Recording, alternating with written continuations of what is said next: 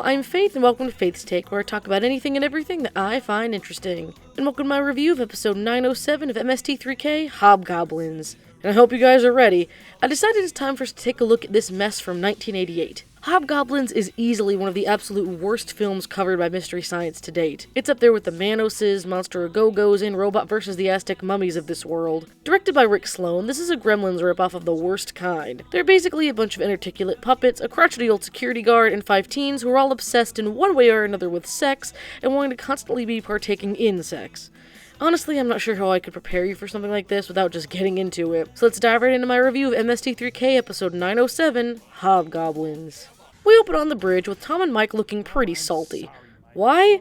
Because thanks to the song, I Didn't Mean to Turn You On, all the SOL inhabitants have accidentally been turning each other on. Back in the day, I'm sure this was all just goofy and fun, but for goodness sake, don't let today's fanfiction writers see this episode at any cost. Anyway, Pearl tells the guys that she has to store her couch up on the ship for a while, and Mike and the bots immediately begin destroying it. They ignore Pearl's growing ire until she decides to punish them in the best way she knows how, with an ungodly terrible film. I wish I could say that Bobo's hype man screams here are a bit overkill, but alas, they're very much appropriate for this movie. Hi everyone, welcome to the Satellite of Love. Servo and I here, we're just talking. Look, I didn't mean to turn you on, and I'm really sorry. Well, you know, ever since Robert Palmer introduced the concept of accidental turn-ons in his song, I Didn't Mean to Turn You On, well, there's been a lot of involuntary on-turning around here. No, there, you did so mean to turn me on that time. Okay, I admit it. I turned you on purpose, okay? Because I was upset, so I turned you on, so big deal. Well, now you just turned me on. Can't you do anything without turning people on? That's I nice. can't believe it. I'm remodeling the Great Hall. I'm putting in a conversation pit. And the couch I had picked out for it came in early, so I need you guys to store it for me. Brain guy? Yes, madam. And no jumping on the couch. Thanks, Grandma Pearl. What? Oh, we can't have nice things. That's it. That is it. I am going to give you such a movie. We don't care. Your movie is called Hobgoblins. This sorry excuse for cinema opens at an old empty film lot with an elderly security guard named Mr. McCready and his young idiot apprentice Dennis. They go on a tour of the boring blank hallways of this supposedly once bustling studio and come across the old film vault. McCready insists they don't need to check it out as it's pointless, but convenience of all conveniences, he gets a call on his walkie-talkie and has to step away, leaving Dennis by himself. Who the heck would call McCready at 2 a.m. on this defunct studio lot where we never see another living soul? Your guess is as good as mine. Dennis, of course, heads straight into the vault, and suddenly he's on a stage, presumably with a crowd they couldn't afford to show us. By the time McCready comes back, Dennis has been violently killed off screen, and McCready literally just locks his bloody body in the vault. We're then thrown into the opening credits where Mike desperately tries to keep his companions in the theater as they try to escape. You got Pringles in his shoes? Hello? Hello? It's time for our rounds. Oh, they're doctors. Oh, yeah. Okay. I got it. Damn it, why aren't you old? He's really my mentor. He taught me how to truly love a woman from across the street through a telescope. I just want to measure and see if you'll fit in the incinerator. What is it now? I need to talk to you now. Well, I can't right now. Now. I mean it. And Colicky, get in here. Okay, so what? Now he becomes a Jedi Knight? Why am I sitting here? Take it easy. Take it easy. That bank door killed a man. I wonder if he knows his face looks like that. He can't. Should tell him. No? Oh, shouldn't have skipped lunch. Ladies and gentlemen, Flat Butt. We're on the road to nowhere. I'll say. Come on inside. Oh, the show's starting. Yay, yay, yay. Oh, he tried to crowd surf, but no one wanted to touch him.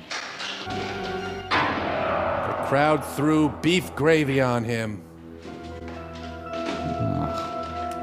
Poor kid, and he had so little promise. Hey, the end credits. Well, it was a terrible movie. At least it was short. Oh, these are the beginning credits. Oh, well, then kill me, please. Please. Carrie French. I bet she loves that dressing. Sorry, I hate myself. Goodbye. No, Crow, get back here. James Mayberry, RFD. Oh, I hate myself, too. Come on, get back in here. Come on. Hey, Servo, no. Come on. No, don't. Come back here. Come on. No, we're going to sit down. We're going to calm down. We're going to watch this movie. Don't. Instantly, McCready already has a new protege named Kevin, since he must have covered Dennis's death up real quick. Kevin is our whiny, unlikable protagonist, giving us a mere taste of the detestable characters to come. McCready gives the same tour as before, and Kevin agrees to listen to him no matter what, and to never let curiosity get the better of him. McCready must value Kevin's life more than Dennis's, as he gives him a way of protecting himself, giving him a gun where he left Dennis high and dry. Kevin goes home in the morning to find all his friends there, and let me sum them up real quick so you realize what you've gotten into by watching this. There's his girlfriend Amy, who really doesn't seem to care about Kevin at all and doesn't want to sleep with him, which you might at first think is just a nice physical boundary they've mutually put in their relationship, but no. Apparently this sexless boundary only applies to Kevin, as we'll see going forward.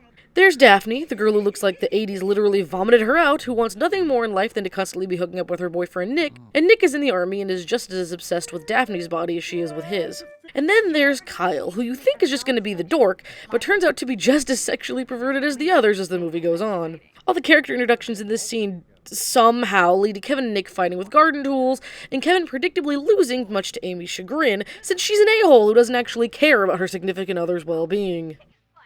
I think we'll get along just fine. Oh, shucks. Now, are you... These are the stairs. Stairs are your hip's worst enemies. Now, there is a part of this lot that I want you to stay away from. I don't want to have to explain all the details to you. I just want you to promise to stay clear from it. I understand. And I don't really care anyway.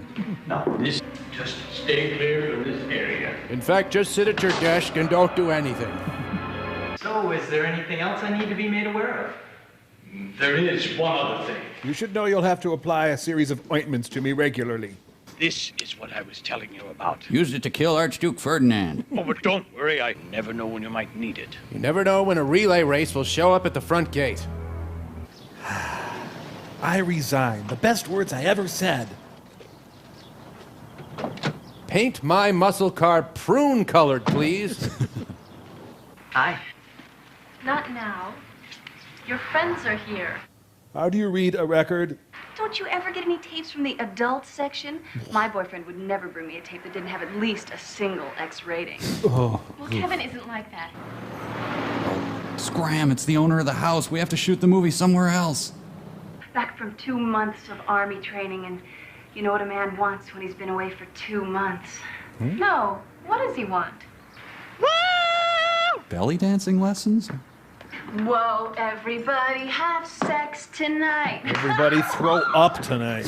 Wish that were up here. Why don't you be nice to Nick and maybe he'll teach you something?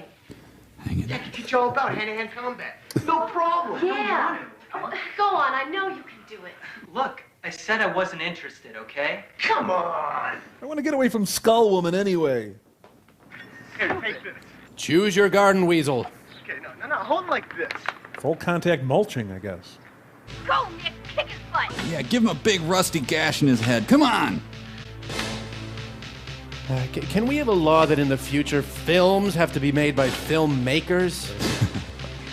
Oh, it just happened. Did you see that? The Yeah. hose outacted him. Yeah, Wow. I could watch this forever. Yeah. You know, I have a feeling I probably will be. Yeah.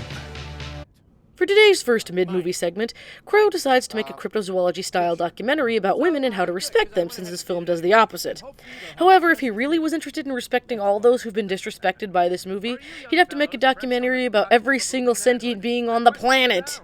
Given the incredibly depraved attitude regarding women in today's movie, I knew you'd want me to make a short film for boys and young men, teaching them how to treat the fair sex with a proper and healthy respect. Perhaps the thorniest problem facing any young man is finding a woman in the first place.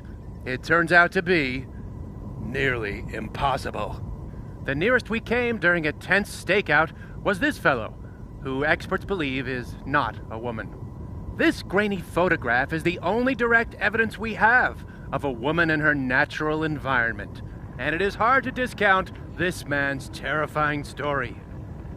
And then, this woman, well, I think it was a woman, she, married me. Did you have any children, sir?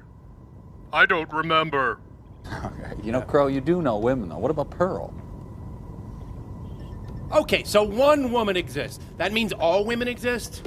During his next shift, Kevin vents about being embarrassed in front of his clearly unloving girlfriend and McCready when they see a punk kid on the security cameras. McCready tells Kevin to stand by while he goes to confront the guy, only to be overtaken by the man who's 50 years younger than him. Who could have seen that coming? Kevin sees this all on the cameras and runs to save him, firing a warning shot in the air. The punk runs off and Kevin goes after him. It seems like the delinquent heads down into the vault room, and Kevin calls McCready up to let him know he's going to follow him. He then leaves his walkie-talkie on the floor because that's totally the smart thing to do right now, so he has no way of hearing McCready begging him to stop. Kevin opens the vault just as his senior pal finds him, and something escapes, though we don't get to see what right away. It's really a long story. I've got all the time in the world. Well, okay then. Call me Ishmael. What do you do about someone who you can never make happy? Son, you make me very happy. Is this your girlfriend we're talking about? No, I can't make my hamster happy. What do you think? I don't know what to tell you. Looks like we've got company. Ah, and some guy sneaking around like a silent film villain. Bullet. Now for seniors. Take on me, take me on. I don't like the old guy getting killed channel. I don't like the way you greeted me at Walmart. I said, Darn, what was it again? I said... get away from him. Yeah. Marks? Great, you just took out Air Force One, you dope. Damn. What's the matter? I just wish Amy could have been here to see what I just did. I shot a starter pistol and whined out another line. He's still on the line. So did the ad for the job read, Wanted, whiny half-wit coward. I just want to be brave for my horrible, frigid, non-supportive girlfriend. Mr. McCready? Hello? Hello? Hello? Stop whatever you're doing! Don't go near the vault. No matter what you do, don't go near the vault! This is Old Guy Radio, WOLD. WOLD. Now tell me again why they have an elaborate security system, but they don't lock anything? This is where the years of mall walking pays off. Oh, Taz got out. Why didn't you listen to me? Because you're really old. I mean, would you listen to you? The duo rushes out to the parking lot to find the hobgoblins riding around on their security golf cart thingy, and all tension is immediately lost. Not only is this image ridiculous, but the puppets are so inarticulate they almost give Roller Gator a run for his money. Anyhow, McCready recounts the night he first encountered the hobgoblins 30 years ago back when the studio actually made movies. A tiny ship landed in the middle of the night, and he decided it was totally cool to let these clearly dangerous and evil creatures live on the lot in secret. They seemed helpful at first, as they have the power to give people their wildest dreams, but unfortunately, after a while, they end up just killing them all. In giant living plot convenience this film is, the monsters end up at Kevin's house where most of his friends are, since they only had the one house to shoot the film at. They lure Daphne out of the house and attack her, but she actually manages to kill one of the things before letting the rest of them inside the house accidentally. Nick shows up, and in the ensuing chaos, the morons all end up outside with all the gremlin rejects inside somehow. Kevin arrives and gets them all out of the house, and lures them all into Nick's van. What's going on? Hobgoblins, 4 hours in. Yep. Yeah, real smooth ride, good steering, I like it. They ripped out the tape player. The vault. I tried to warn you. Those creatures. The vault. I tried. Sentence fragments, just phrases. All my... There was no one else there except for me. I had the popular Jerry Orbach hairstyle back then. I didn't know what to make of it. And then suddenly it moved. And out from the top of the disc came this. I just kept watching it. Yeah, that's true. That's what happened. So Yeah. And then I learned of the power they had. I still don't know if they figured they were doing good for people or not. So I married one to check it out. They slowly...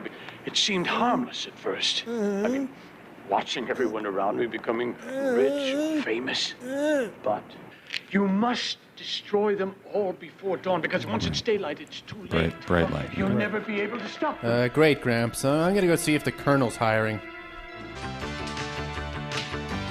It's the 80s. Do a lot of coke and vote for Ronald Reagan. Meet the Hobgoblins. Frankie, Sniffles, Bounce Bounce, and the Claw. They're having an all-girls night.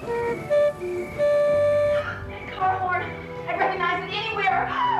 Ooh. Oh. Make that 3 hard-boiled eggs. Ooh. That's weird. I'm not having sex right now. Maybe circling the... Can't you see what I'm trying to tell you? I love you. Look, I'm trying to get off you. My claws are stuck. Could you help out? Work them into the soil. That's right. Yep. When threatened, she gains the strength of 1,000 trollops. Someone's rubbing puppets on us. There's a girl touching me. Yuck. Just tell us how to change the music.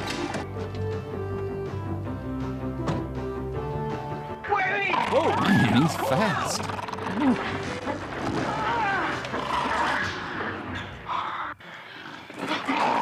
Look at nothing. Look at the nothing down there. There you go. Nothing. Back out on deck, we see that Crow's really been touched by this film, both through his woman documentary and now through a helpline for people traumatized by hobgoblins. Too bad the only color he gets is Bobo calling about his love life. Hey, what up there, Russell Crowe? Oh, I've set up a crisis hotline for people who've been traumatized by watching this film. Hello, I am in a deep crisis, which is very, very deep. And I need to know you won't hang up on me like all those other crisis hotlines. Have no fear. I can handle anything. One day, I was watching the movie Hobgoblins one day when I realized that while watching the movie Hobgoblins that I was in love with a woman very close to me. A woman not of my species. Ugh, that is disgusting. Ugh, I need a shower now. Yuck.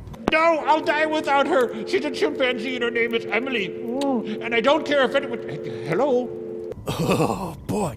I mean, why do these people even call if they have nothing but twisted, perverted filth on their minds? I think it must be your radiant compassion that draws them. The gaggle of dummies heads back into the house, and before even sitting down for a moment, Nerdy Kyle gets on the phone with a sex line operator. Too bad for him he didn't consider how weird it is to do this with his friend sitting right there, and he's about to pay the price, as surprise, surprise, one of the hobgoblins is still in the house. Since the monsters can take your deepest fantasies and make them a reality, the lady Kyle's listening to is suddenly right outside the house in a spandex outfit so tight it would make Catwoman uncomfortable. She lures him out to a popular makeout spot outside of town, and since Kevin is, I guess, the least stupid of the quintet, he speeds after them to prevent Kyle's death as the skanky woman attempts to make the car careen down a cliff. In the midst of this bizarre scene, Amy reveals a tidbit of her fantasy of going to a sleazy strip club. Because none of these teens can have normal or even cliche dreams of love or fame or fortune. It's lust or nothing, baby. I need to cash my $47 paycheck now. Oh, there's a pair of pink shorts in here I simply must order. Hey, look there, it's my mom. Hi, it's me, Fantasia. Help me hide this iguana on my body. Can I help you, miss? This is hell, right? Yes. Oh, yes, Mr. I have a new house pet for you, miss. Why are we watching an insane woman? Now stop wasting your money calling me. I'm right outside your door. Is Fran Drescher out there? Waiting. Oh. That is exactly what I want to look like. I don't need to see every part of the human anatomy outlined in spandex. I can trust it's all there. Reputation Road, here we come. Okay, you guys, I know a shortcut. Take Western Avenue. The rake thing again, so the movie does make sense. It's a good movie, see? Yes. Come to our club and discuss cleaning your bathroom tile. What a clever ad. I'm going to show the girls at church. Fantasia, where are you going? Oh, look out for the hip bone. I wanted a better view of the city. Can you catch a venereal disease from a movie?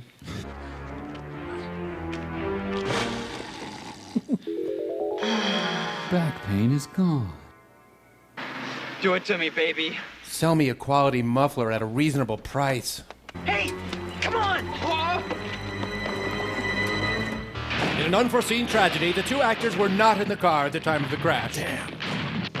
Just as Kevin and Kyle return, they find that most of the other hobgoblins have escaped the van, all except one that Kevin has to kill himself, since Kyle is probably one of the most useless characters in any episode of this show, and boy does that say a lot. They then discover Amy has run off to the strip club, Club Scum, while they were gone, and the group heads off in the van to collect her. There we meet a few new characters that make us question our own existence. One of Daphne's previous flings, a presumably flea-ridden bouncer named Road Rash, a lady with the most outrageous hair this side of a climate change rally, and the club's a very odd MC who's actually played by Darren Norris, the voice actor who you may know as Cosmo and Timmy's dad from The Fairly Odd Parents if you've watched Nickelodeon at all in the past 18 years. And this is where I put a trophy. If I had one! It's a show about nothing! How do we know when it's over? The four get a table and we're treated to what may be the absolute worst song ever in an episode of Mystery Science Theater. Yes, even worse than all the songs from Giant Gila Monster. This song is so atrocious I can't even tell you what it's called. Mainly because I can't even understand what the heck these guys are saying. They're gone! Drive us to Chuck E. Cheese. Really, the worst that would happen is one of those little plastic guys would fall out and you'd choke on it. Yeah.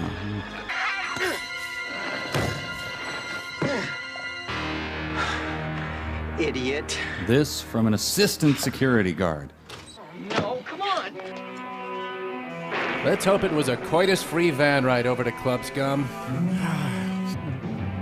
Chord, chord, chord, chord, chord, chord, other chord, chord, chord, chord, chord, other chord. You guys have to have a certain kind of attitude when you're in this part of town. You gotta look like you belong, okay? Like the overacting extra there. I get it. Where do you guys think you're going? Where's your scum? We're looking. Hi, Road Rash. Long time no see. Yeah, I was sorry to hear about your boyfriend coming back from the army. You give me a call the next time he's on duty, okay? Oh, Road. Hey, you guys, your friends at Daphne's? Yeah, you're complete filth. Get in there. Oh, would you just sit down before people start staring at us? I wish I wasn't staring at any of you. Oh, it's a Club Scum Christmas. Hey, Daphne. Yeah, Club Scum. Hi, Daph. So why are there lunch ladies serving tater tots back there? Yeah. Willkommen, bienvenue, welcome. Calling out around the scum. Are you ready for a brand new filth? Scumming in the streets.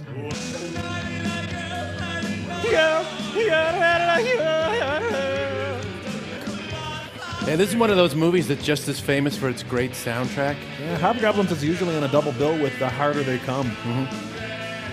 Who am I kidding? No, it isn't. Let me tell you about our drink specials tonight. And now we see Amy's fantasy come to life. She just wants what every little girl dreams of, to become a stripper on the seedy side of town. What? Seriously, what? I mean, her sexualized fantasy isn't even being with her boyfriend who she's in a committed relationship with. It's taking her clothes off in front of a bunch of strangers. That's her deepest desire. All of these characters have some deep-seated issues, man, I swear.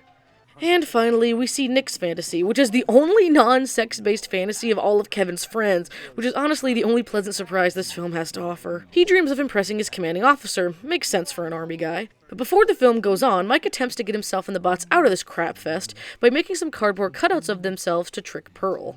Hi, our special tonight is poached go to hell. You guys something to drink here? Appearing newly and nightly, Miss Amy Sincere. Ball of Poundstone. Oh no. Oh my God.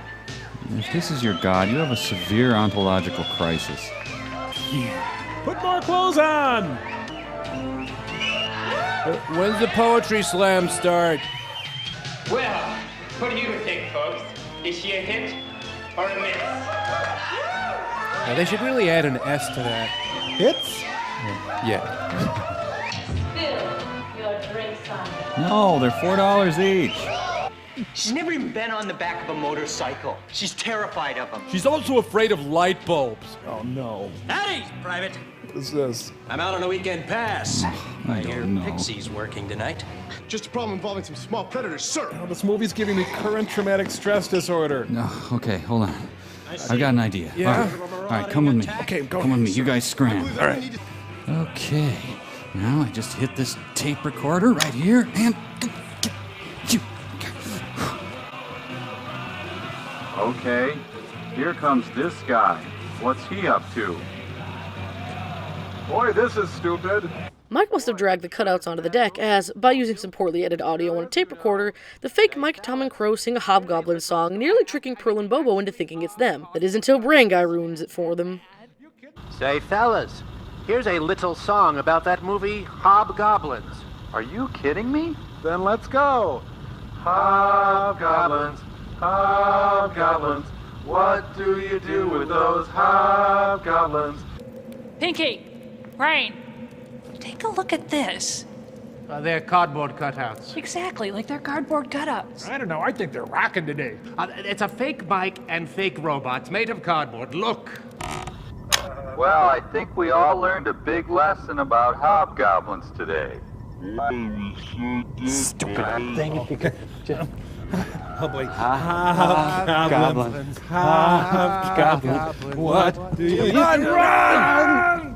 The Hobgoblins suddenly decide to cause some true chaos and run amok in the club, scaring everyone in sight pretty much by their mere existence. They're not done with Nick, however, as his army hero fantasy starts to get out of hand. Meanwhile, Amy lets Road Rash get handsy with her, and before we even have time to go puke, Kevin gets a hold of her Hobgoblin and kills it, breaking her free of its power. Too bad he couldn't do the same for Nix, as the fake officer throws a grenade his way and he throws himself on top of it. But instead of being blown to smithereens as one would expect, he catches on fire while Daphne destroys the last two monsters. The group gets back in the van, and Daphne, while definitely upset, is nowhere near broken up enough about seeing her boyfriend sautéed before her very eyes. That guy tipped his own table over. He did it again. And yet again. What is this? Oh, Road Rash, do it to me. Scour my neck with your beard. Daphne can stay, but I want you two out of here. And by out of here, I mean in here. Oh no. Oh boy.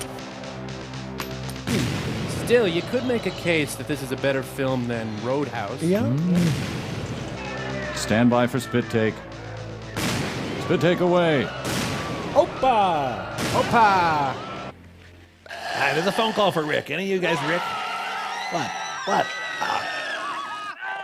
Oh, big man, you strangle a plush toy.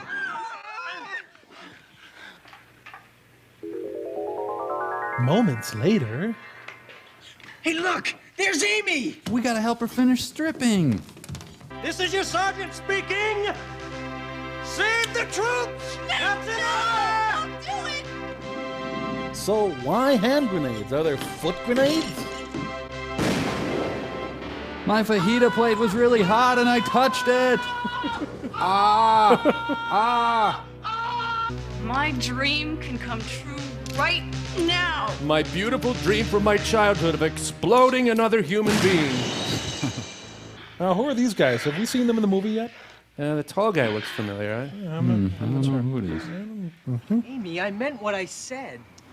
I'm gonna prove it to you. Now, come on, Nick. Oh, yeah, he burned to death. Oh, well. Nick's a smoking husk right now. He won't mind if we take his van. The now quartet head back to the studio assuming they've destroyed all the creatures, only to find the same punk from earlier back on the lot. Only this time, he's got nunchucks. He tosses a pair to Kevin and they start one of the lamest choreographed fights in the history of film. The punk gets tired of wasting his time on Kevin and pulls out a gun, but thankfully McCready shows up just in time to shoot him before Kevin gets hurt. Turns out there was a hobgoblin left, and fighting the dude with nunchucks in a parking lot was literally Kevin's fantasy. Despite the fact that we only saw 4 monsters leave the vault earlier and our heroes have killed no less than 7 at this point, there are still some hobgoblins left alive, and they head back in the vault for literally no reason other than easy cleanup, as McCready blows up the vault, killing the rest of them for good. Oh yeah, and somehow Nick is still alive, even though it really made no difference if he was alive or dead, but, you know, he was burned to death, so whatever, this movie isn't worth the logic. And Tom lets out some aggression onto a cardboard cutout of director Rick Sloan as the credits roll. Mr. McCready? We're out of the van now. We can start the scene. Hey there. Oh, no, Mike, who are these people now? Yeah, I don't know. We have a score to settle. But first, I'm gonna hit myself with road flares. Filipino push fighting. For God's sake, Kevin, stop before he kills you. Or after he kills you would be fine by me. Now, come on. That move really requires the cooperation of the flippies. Sometimes you win, sometimes you lose. Sometimes when we touch, the honesty's too much.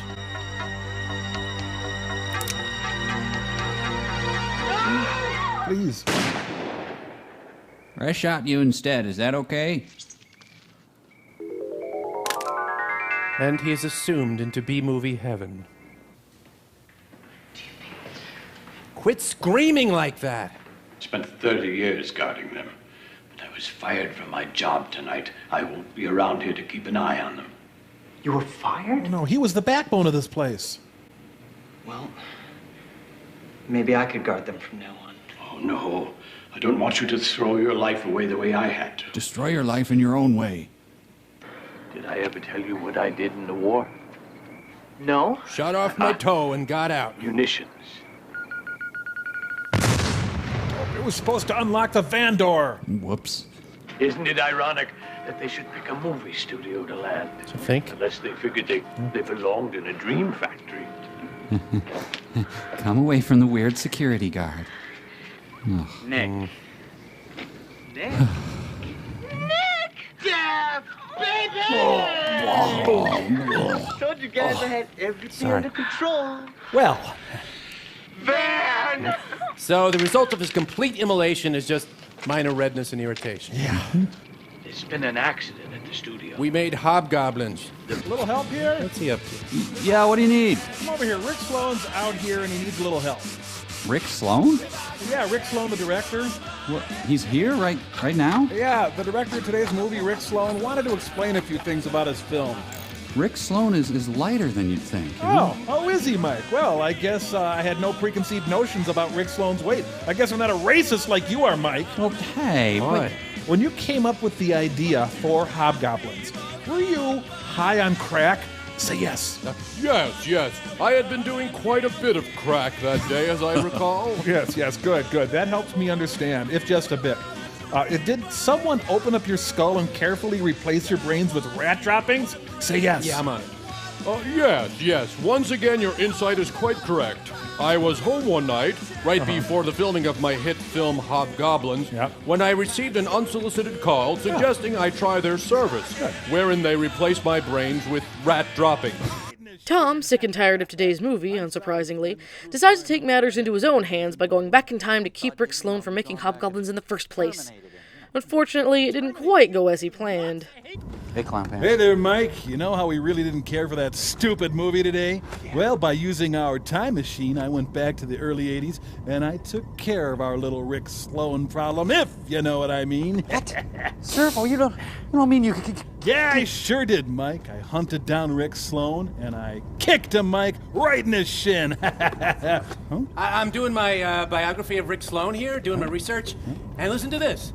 Rick Sloan says the inspiration for his film Hobgoblins is like a stout red automaton kicking him in the shins. Stout? Stout? He says stout? That bastard, I'm going back to kill him. I gotta put a child lock on our time machine. This episode is truly great. Yes, the film is super duper gross. I mean, almost all the fantasies involve nothing but sex. I'm not saying everyone dreams of being rich and famous, but not a one of them wants anything involving family, fulfillment, stability, not even true love, as overdone as that is. It's nothing but empty, emotionless filth. I don't know who Rick Sloan thought that was going to appeal to, but Mike, Tom, and Crow give us the only possible good reason to watch this garbage by actually making it entertaining. The film was practically handmade to be riffed, and our trio of put-upon captives take every single advantage to make this movie as funny as it can be while taking the misery it causes down to a minimum. It's definitely an episode to be checked out, as it can both make you laugh and test your pain tolerance at the same time. As always, thank you all so much for watching, and special thanks to all my unsurpassed Patreon supporters, including Jackie Ball, Kevin Nata, and Victor Cordova. I also want to thank you all for being so patient with me these past few weeks. I'd intended for this to be my last October review, but happily I got a new job. I'm working at Target as a guest advocate, and I've been working so much out of the gate that it took me forever to finish this and my upcoming review of RiffTrax' Roller Gator. Also, with Disney Plus having premiered this week, I'd love to do reaction or review vlogs about some of the programming, old and new. If there are any specific films or shows you'd like me to discuss, let me know down below and I'll do my best to cover it. Thanks again, and I'll see you guys later. Mystery Science Theater 3000. You know, this scene really makes me want to go clubbing. The director of this film, where is he?